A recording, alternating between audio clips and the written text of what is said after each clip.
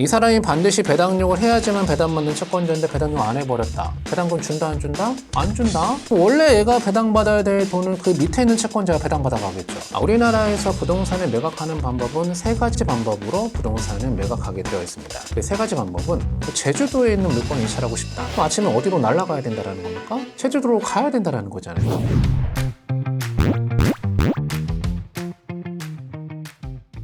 자, 먼저 경매 신청이 들어감으로 인해서 경매 절차가 진행되겠죠. 지금 현재 이 영상을 보시는 많은 분들은 경매를 투자하기 위해서 공부하시는 분들도 많지만 내가 살다 보면은 경매를 신청을 해야 되는 일이 생길 수도 있다. 만약 여러분들이 경매 신청을 하실 때는 어떤 서류들이 필요한지에 대한 내용을 제가 이제 화면에 띄워드렸기 때문에 이 부분을 참고하셔서 나중에 경매 신청하시면 되겠습니다. 이 부분을 설명드리진 않을 거고요.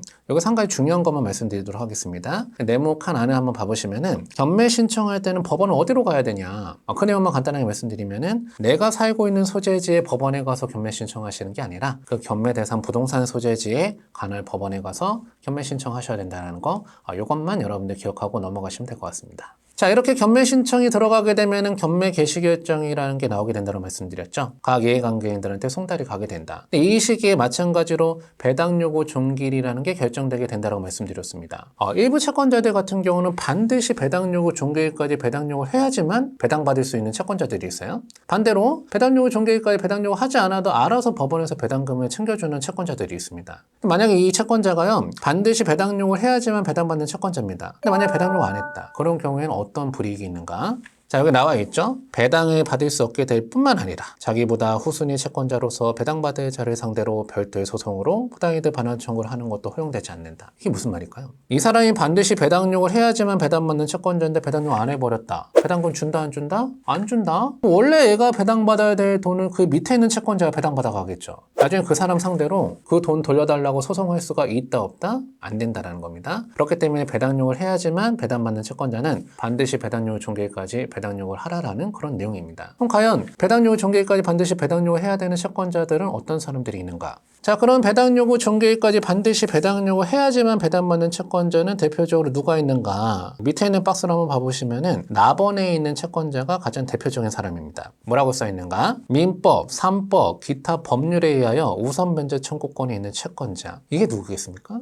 이게 임차인입니다. 임차인. 임차인들은 배당요구 종결까지 반드시 배당요구를 해야지만 배당받을 수가 있다. 지난 시간에 배우셨죠? 근데 별도로 배당요구를 하지 않아도 알아서 배당금을 챙겨주는 채권자들이 있다더라. 그런 채권자들은 누가 있는가? 위에 나와 있는 대로 첫 경매 개시 결정 등기 전에 이미 등기를 격려한 담보권자나 임차권 등기권자, 압류권자나 가압류권자 같은 경우는 굳이 배당요구 하지 않는다라고 하더라도 법원에서 알아서 배당금을 챙겨줍니다. 여기서 가장 큰 전제 조건 바로 뭐냐? 경매 개시 결정 등기 전에 이미 등기가 돼 있어야 된다는 거. 그런 채권자들은 굳이 배당요구 하지 않았다라고 하더라도 법원에서 알아서 배당금을 챙겨줍니다. 자, 이렇게 배당요구 신청 종결이 지나면은 이제 경매 준비 단계가 들어가게 된다. 그래서 현황조사랑 감정평가서가 이때 시절에 만들어지게 되고 매각문건 명세서가 작성 및 비치가 된다 이렇게 되어 있죠. 제가 이 매각문건 명세서라고 하는 서류 너무 중요한 서류라고 말씀드렸죠. 여러분들 2차에 들어가기 전에는 반드시 매각문건 명세서를 열람하시고 2차에 들어가셔야 된다. 자, 이렇게 매각의 준비 단계가 끝나게 되면은 이제 매각 기일이 지정 공고가 올라오게 되겠죠.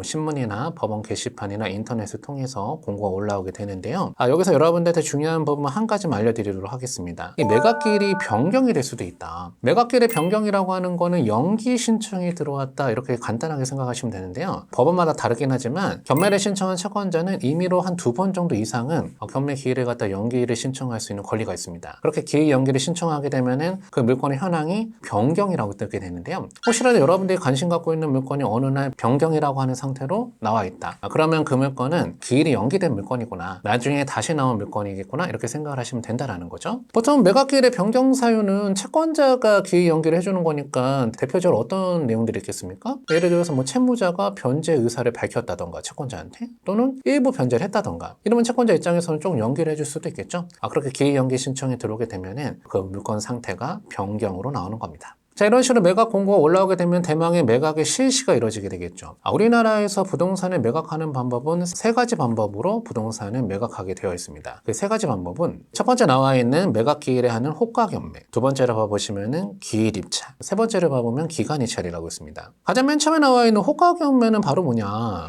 왜 여러분들 그 드라마 같은 거 보다 보면은 재벌들이 미술품 경매하는 거 보신 적 있습니까? 피켓을 들면서 가격을 호가하는 경매? 그런 경매를 호가 경매라고 얘기를 합니다. 참 우습게도 옛날에 우리나라가 부동산을 호가 경매를 하던 시절이 있었거든요. 지금은 안 합니다. 지금 호가 경매 안 하기 때문에 그런 적이 있었다 정도만 알고 계시면 돼요. 자, 그 다음에 3번 한번 보니까 기간 입찰이라는 게 있다. 기간 입찰이라고 하는 거는 일정한 기간을 둬서 그 기간 내에 얼마든지 법원에 와서 입찰표를 작성해서 제출하게 되면 받아주는 그런 절차를 기간 입찰이라 얘기를 하는데요. 그나마 기간 입찰 하던 데가 몇 군데 안 남아 있었거든요. 뭐 특히나 서울에서 그나마 그 몇 군데 안 남아 있던 법원도 이제 안 합니다. 거기 이제 기간 입찰을 하는 법원은 이제 없다라고 보시면 돼요. 여러분들이 입찰에 참가하실 때는 기일 입찰밖에 안 남았다 이렇게 보시면 됩니다. 즉 내가 관심 있는 그 부동산 입찰하고 싶으면은 그 기일 당일날 법원에 참석해서 입찰하는 방식을 기일 입찰이라고 얘기를 하죠. 사실 이 기일 입찰 제도는 입찰을 한번 해보려고 하시는 분들한테는 조금은 불편한 제도일 수도 있습니다. 왜냐하면 금융권을 입찰해 보려고 하면은 반드시 아침에 법원에 가야 된다라는 그런 내용이거든요. 그렇기 때문에 입찰하고자 하는 사람한테는 좀 불편할 수가 있다. 뭐 예를 들어 갖고 여러분들이 뭐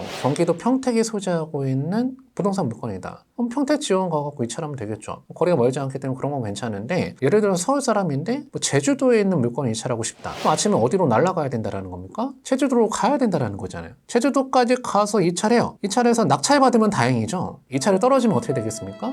그때 진짜 열받아. 다른 때 떨어진 것보다 그때 더 열받아. 왜냐면은 하루가 다 날아가고 비행기 값도 막 날아가고 그러잖아요. 저도 예전에 그 제주도 땅이 핫하다고 했을 때 제주도 입찰을 좀 많이 갔었거든요. 그때는 어떤 심리 상태가 생기느냐. 내가 이 아침에 제주도까지 비행기 타고 날아왔는데 떨어지면 안 되잖아요. 입찰 가격이 좀 높게 쓰게 되더라고요. 사람 심리가 그렇게 되더라고요. 이 기일 입찰 제도가 아직까지는 계속해서 고수하고 있기 때문에 한 가지 좀 불편하지 않는가. 왜냐면 우리나라가 경매 말고도 공매라는 제도가 있는데 그 공매는 다 인터넷으로 입찰하거든요. 그러니까 집에서 클릭 몇 번이면 간단하게 입찰할 수가 있는데 경매는 여러분들이 참가하시려고 하면은 아침에 정해진 시간까지 법원에 참석하셔야 된다는 점 반드시 기억하시면 좋을 것 같습니다.